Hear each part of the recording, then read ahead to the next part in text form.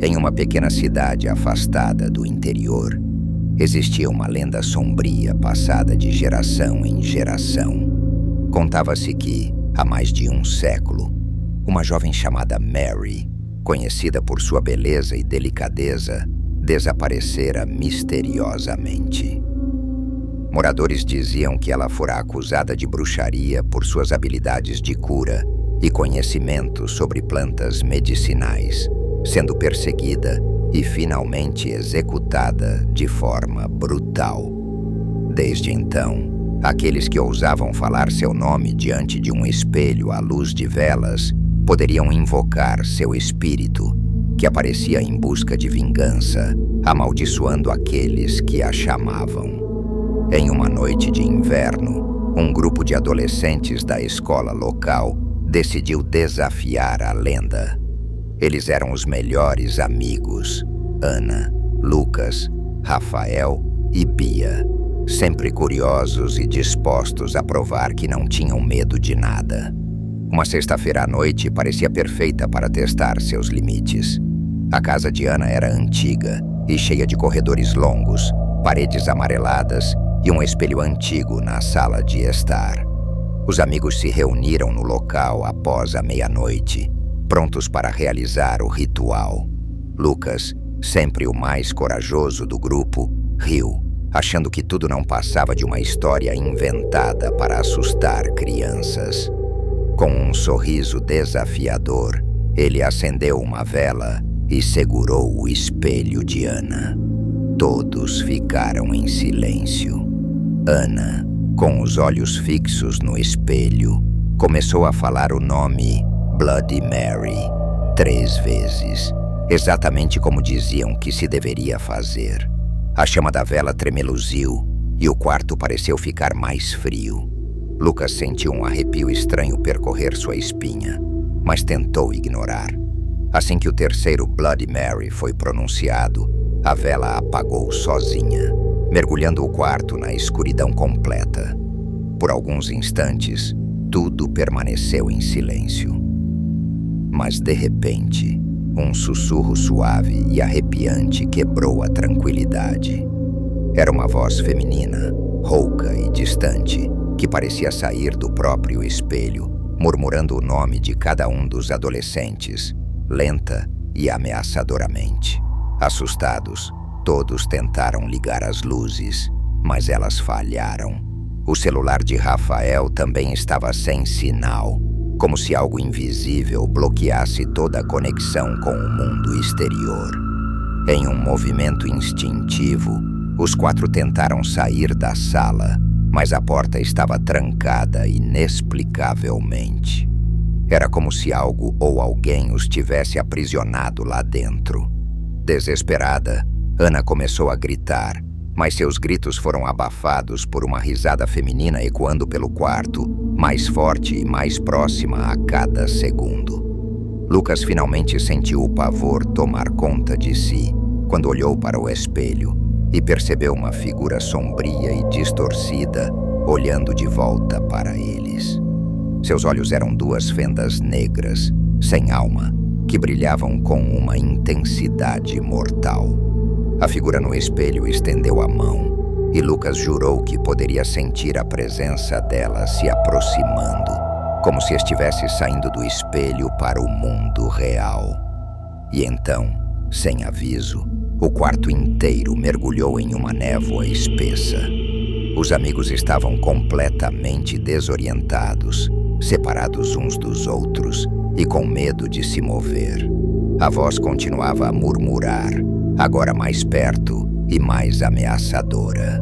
Eles podiam ouvir sussurros dizendo: "Vocês me chamaram, agora não poderão escapar." A névoa parecia apertar o espaço ao redor deles, tornando a sala irreconhecível. Bia, que sempre foi a mais sensível a energias ao seu redor, começou a sentir calafrios pelo corpo inteiro, e seu coração batia tão forte que ela quase podia ouvir o som ecoando na própria cabeça. Tentando manter a calma, ela estendeu a mão no escuro buscando desesperadamente por algum sinal de seus amigos, mas o espaço parecia se esticar infinitamente ao seu redor. Ela gritou, mas sua voz era absorvida pela neblina densa, como se algo a impedisse de alcançar o ouvido de qualquer outra pessoa. Enquanto isso, Lucas e Rafael, que estavam lado a lado, começaram a ouvir passos lentos e arrastados. Eram tão sutis que a princípio acharam que fosse apenas uma ilusão causada pelo medo. Mas os passos ficaram cada vez mais altos, como se alguém, ou algo, estivesse caminhando para dentro daquele círculo invisível ao redor deles. Lucas tentou puxar Rafael para correrem juntos, mas suas pernas estavam estranhamente pesadas, como se algum tipo de força invisível os ancorasse no chão. Eles olhavam ao redor, tentando captar alguma visão além do nevoeiro, mas só conseguiam ver sombras que se moviam rapidamente de um lado para o outro, sempre à espreita, sempre próximas, mas nunca claras. Ana, que estava do outro lado da sala, notou algo estranho no espelho, mesmo através da névoa. A figura de Bloody Mary ainda estava lá, mas agora se movia dentro do espelho de maneira diferente, como se ganhasse vida própria. O reflexo distorcido do rosto dela parecia mais intenso e macabro, com olhos que brilhavam num vermelho profundo. Em um momento de terror absoluto, Ana viu Bloody Mary sorrir lentamente, seus dentes afiados brilhando, antes de estender uma mão esquelética para fora da superfície do espelho, quebrando a barreira entre o mundo dos mortos e o dos vivos. Ana se afastou, tropeçando para trás e caindo no chão frio. Ela tentou gritar, mas o som parecia morrer em sua garganta, sufocado pelo medo. Era como se a própria presença daquela entidade roubasse toda a coragem que eles tinham. A mão de Bloody Mary se projetava cada vez mais, e Ana sentiu uma onda de gelo se espalhar pelo ambiente. Em pânico, ela rastejou, tentando se distanciar, mas não conseguia tirar os olhos daquela mão que lentamente, mas com uma precisão mortal, estava saindo do espelho. Do outro lado do quarto, Bia, que havia tateado o ar, finalmente encontrou Lucas e Rafael, mas o rosto deles estava pálido, os olhos arregalados, fixos em algo atrás dela. Lentamente ela se virou e viu uma segunda figura, como uma sombra amorfa, se materializando na névoa ao lado do espelho. Parecia ser uma mulher com cabelos longos e desgrenhados, mas seu rosto era uma mistura de vazio e fúria, com um sorriso sinistro que se estendia além do normal. Ela sussurrava coisas incoerentes, como uma canção de ninar distorcida, e as palavras se misturavam, criando um som hipnótico e aterrorizante. Todos estavam petrificados, com o horror se intensificando a cada segundo. A sensação de que estavam presos em uma armadilha começou a crescer, e as paredes invisíveis ao redor pareciam apertar ainda mais.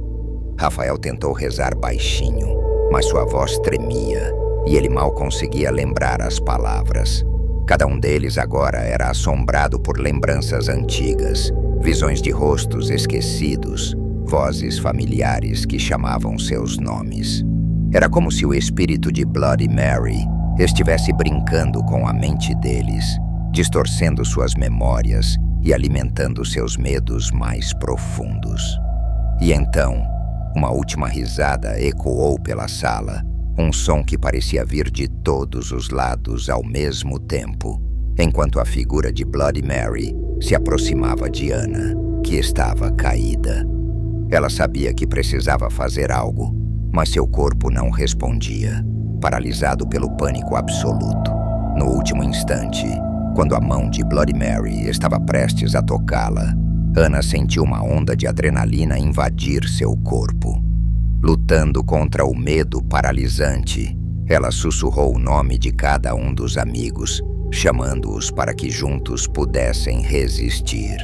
Lucas, Rafael e Bia, também em estado de choque, perceberam o desespero no olhar dela e reuniram as últimas forças para aproximar-se. Lucas lembrou-se das histórias antigas que ouviu sobre a lenda de que recitar orações em voz alta poderia dissipar energias malignas. Com voz trêmula, ele começou a murmurar uma prece, e Rafael, ainda hesitante, o acompanhou. As palavras saíam quase como sussurros, mas a intensidade das vozes aumentava conforme ganhavam coragem.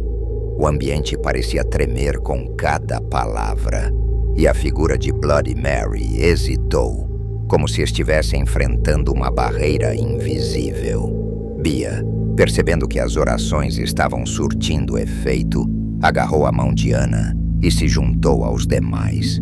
Sentiam uma união inexplicável, uma força coletiva que transcendia o terror. Com os quatro em uníssono, o ambiente começou a clarear e a névoa lentamente recuava. A figura de Bloody Mary, antes tão ameaçadora, começou a se dissolver no ar, seus gritos de fúria reverberando pelo quarto antes de desaparecer completamente. Finalmente, tudo ficou em silêncio e o espelho voltou ao normal, apenas um objeto inofensivo refletindo seus rostos assustados. Os amigos caíram ao chão exaustos, o coração ainda batendo forte. Tinham sobrevivido, mas o quarto parecia diferente, ainda carregado de uma energia sombria, como se uma parte daquela presença ainda permanecesse.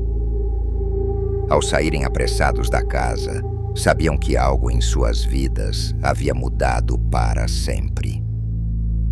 A experiência compartilhada os uniu de uma maneira irreversível, mas também deixou marcas que jamais poderiam apagar.